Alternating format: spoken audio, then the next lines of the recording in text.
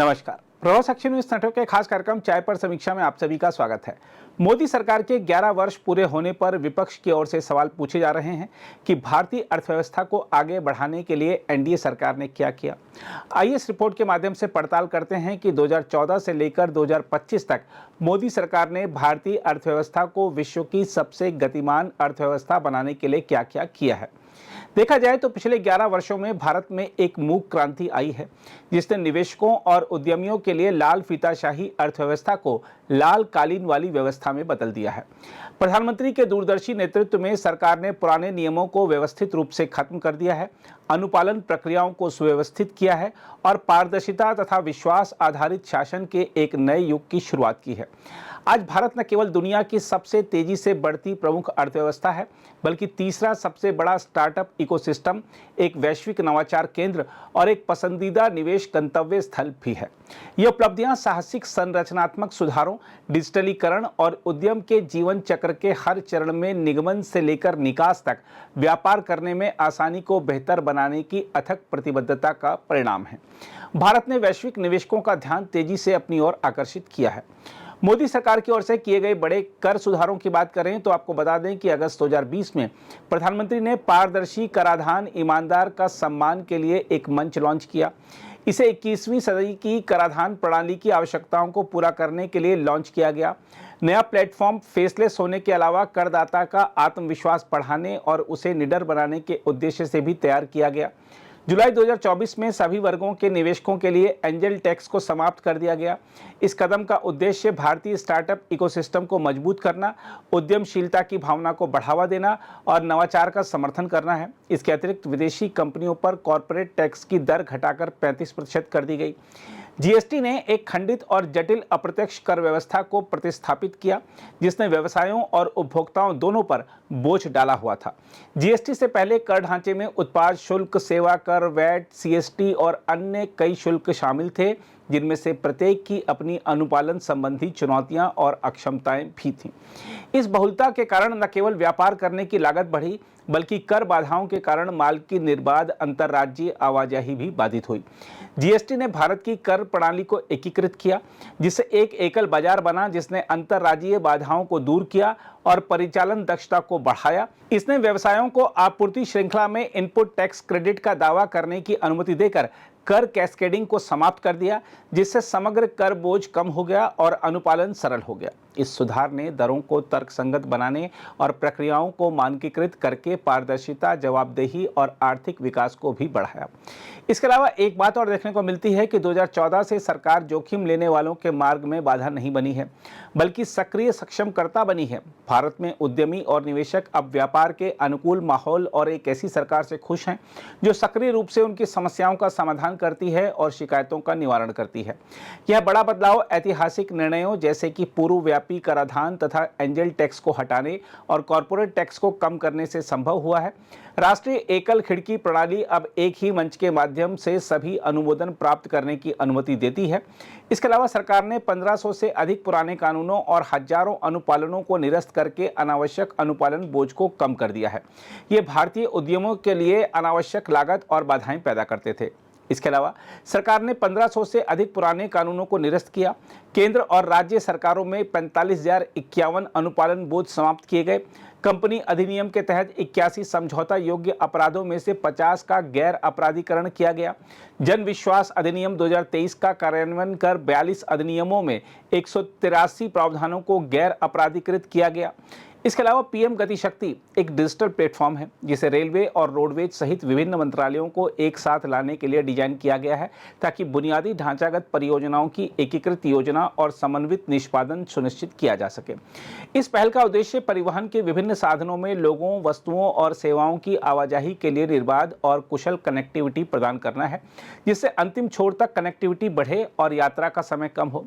इसके अलावा सरकार ने विकास को पुनर्परिभाषित किया, जिससे भारत में स्टार्टअप बूम सामने आया है। हम आपको बता दें कि भारत अब अमेरिका और चीन के बाद वैश्विक स्तर पर तीसरा सबसे बड़ा स्टार्टअप इकोसिस्टम है। इसके अलावा 2014 से पहले कुछ 100 स्टार्टअप से भारत में अब 1.6 लाख से ज़्यादा मान्यता प्राप्त स्टार्टअप हैं। इन उपक्रमों ने 17.6 लाख से ज़्यादा नौकरियां पैदा की हैं।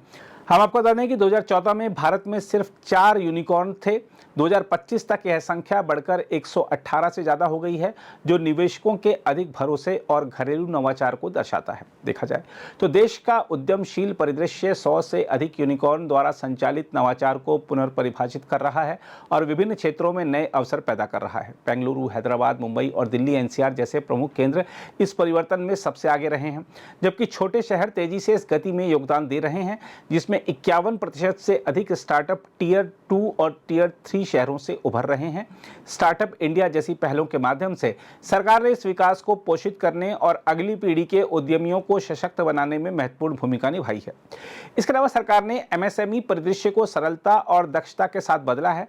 हम आपको बता दें कि सरकारी ई मार्केट प्लेस यानी जीईएम विभिन्न सरकारी विभागों, संगठनों, सार्वजनिक उपक्रमों द्वारा आवश्यक सामान्य उपयोग की वस्तुओं और सेवाओं की ऑनलाइन खरीद की सुविधा प्रदान करता है। जीईएम का उद्देश्य सार्वजनिक खरीद में पारदर्शिता, दक्षता और गति को बढ़ाना है। यह सरकारी उपयोगकर्ताओं की सुविधा के लिए ई बिडिंग, रिवर्स ई नीलामी और मांग एकत्रीकरण के उपकरण प्रदान करता है, ताकि उनके पैसे का सर्वोत्तम मूल्य प्राप्त हो सके। वित्त वर्ष 2024-25 के अंत से पहले सरकारी ई मार्केट प्लेस ने 5 लाख करोड़ रुपए का जीएमवी पार कर लिया। इसके अलावा सरकार ने ओडीओपी पहल भारत भर के 773 जिलों से 1240 अद्वितीय उत्पादों को प्रदर्शित करके संतुलित क्षेत्रीय विकास को बढ़ावा दिया। सरकारी ई मार्केट प्लेस बाजार पर 500 से अधिक श्रेणियों के साथ ओडीओपी स्थानीय अर्थव्यवस्थाओं को बढ़ाता है, ग्रामीण उद्यमिता को बढ़ावा देता है और सार्वजनिक खरीद को बढ़ावा देता है। 2020 में लॉन्च की गई इस पहल ने कारीगरों और छोटे व्यवसायों को सशक्त बनाया है, जो भारत के आत्मनिर्भर भारत मिशन में महत्वपूर्ण योगदान दे रहे हैं। भारत में एमएसएमई के लिए कुछ प्रमुख योजनाएं जो लागू की गई, उसका अगर जिक्र करें तो सबसे पहले आपको बताते हैं प्रधानमंत्री रोजगार सृजन कार्यक्रम। इसके तहत ग्रामीण और शहरी क्षेत्रों में स्वरोजगार उद्यम स्थापित करने और स्थायी रोजगार पैदा करने के लिए वित्तीय सहायता प्रदान की गई। इसका उद्देश्य ग्रामीण युवाओं और पारंपरिक कारीगरों को निरंतर रोजगार प्रदान करना है, ताकि व्यावसायिक पलायन को रोका जा सके। 50 लाख रुपए विनिर्माण और 20 लाख रुपए सेवा क्षेत्र के लिए तक की परियोजनाओं के लिए मार्जिन मनी सब्सिडी 15 से 35% तक है इसमें। इसके अलावा सूक्ष्म और लघु उद्यमों के लिए क्रेडिट गारंटी फंड ट्रस्ट बनाया गया। एमएसएमई को जमानत मुक्त, तीसरे पक्ष की गारंटी मुक्त ऋण के लिए क्रेडिट गारंटी समर्थन के माध्यम से पहली पीढ़ी के उद्यमियों को प्रोत्साहित किया गया। 75% से 90% तक गारंटी के साथ 5 करोड़ रुपए तक के ऋण को कवर किया जा रहा है। इसके अलावा सूक्ष्म और लघु उद्यम क्लस्टर विकास कार्यक्रम चलाया जा रहा है, जिसमें प्रौद्योगिकी, कौशल, गुणवत्ता और बाजार पहुंच जैसे सामान्य मुद्दों का समाधान करके एमएसएमई स्थिरता और विकास का समर्थन करता है। इसका उद्देश्य औद्योगिक क्लस्टरों में बुनियादी ढांचे को उन्नत करना और सामान्य सुविधा केंद्र स्थापित करना है। साथ ही हरित और टिकाऊ विनिर्माण को बढ़ावा भी देना है। इसके अलावा पारंपरिक उद्योगों के उत्थान के लिए निधि की योजना की गई। उत्पादन और मूल्य संवर्धन को बढ़ावा देने के लिए पारंपरिक उद्योगों और कारीगरों को सामूहिक रूप से संगठित किया गया। पारंपरिक क्षेत्रों और टिकाऊ रोजगार को बढ़ावा दिया गया। सरकारी सहायता में 500 कारीगरों तक के लिए 2.5 करोड़ रुपए तक और 500 से अधिक कारीगरों के लिए 5 करोड़ रुपए तक शामिल हैं इस योजना में। इसके अलावा भारत के निवेशक अनुकूल सुधारों और बेहतर कारोबारी माहौल ने इसे वैश्विक निवेश के लिए शीर्ष गंतव्य स्थल बना दिया है। इसके साथ ही भारत ने अपनी आर्थिक यात्रा में एक उल्लेखनीय उपलब्धि हासिल की है, जिसमें अप्रैल 2000 से अब तक यानी दिसंबर 2024 तक के जो आंकड़े हैं वो बताते हैं कि सकल प्रत्यक्ष विदेशी निवेश यानी एफडीआई प्रवाह $1 ट्रिलियन तक पहुंच गया है। निवेश का यह मजबूत प्रवाह वैश्विक आर्थिक परिदृश्य को आकार देने में भारत की महत्वपूर्ण भूमिका को रेखांकित करता है। वित्तीय वर्ष 2021-22 में अब तक का सबसे अधिक वार्षिक एफडीआई प्रवाह 84.84 बिलियन अमेरिकी डॉलर रहा था। पिछले 10 वित्तीय वर्षों में यानी 2014 से 2024 तक की अगर बात करें तो एफडीआई प्रवाह 667.74 बिलियन अमेरिकी डॉलर रहा। यह पिछले 24 वर्षों में दर्ज किए गए कुल एफडीआई यानी कि 991.32 बिलियन अमेरिकी डॉलर का लगभग 67% है। एफडीआई में 26% का उछाल आया है। वित्त वर्ष 2024-25 की पहली छमाही में एफडीआई 42 बिलियन से अधिक यूएस डॉलर तक पहुंच गया है। 90% से अधिक एफडीआई इक्विटी प्रवाह स्वचालित मार्ग के तहत प्राप्त हुआ है। इस तरह की वृद्धि वैश्विक निवेश गंतव्य के रूप में भारत की बढ़ती अपील को दर्शाती है, जो एक सक्रिय नीति ढांचे, एक बेहतर कारोबारी माहौल और बढ़ती अंतर्राष्ट्रीय प्रतिस्पर्धात्मकता द्वारा संचालित है। इसके अलावा एफडीआई ने पर्याप्त गैर ऋण वित्तीय संसाधन प्रदान करके प्रौद्योगिकी हस्तांतरण को बढ़ावा देकर और रोजगार के अवसर पैदा करके भारत के विकास में एक परिवर्तनकारी भूमिका निभाई है। मेक इन इंडिया, उदार क्षेत्रीय नीतियों और जीएसटी जैसी पहलों ने निवेशकों का विश्वास बढ़ाया है, जबकि प्रतिस्पर्धी श्रम लागत और रणनीतिक प्रोत्साहन बहुराष्ट्रीय निगमों को लगातार आकर्षित कर रहे हैं। बहरहाल, पिछले 11 वर्षों में भारत ने व्यवसायों के साथ सरकार के जुड़ाव के तरीके में एक बड़ा बदलाव देखा है। अविश्वास की विरासत से हटकर सरकार अब उद्यमियों को न केवल लाभ कमाने वाले के रूप में देखती है, बल्कि राष्ट्र निर्माण में प्रमुख भागीदार के रूप में भी देखती है।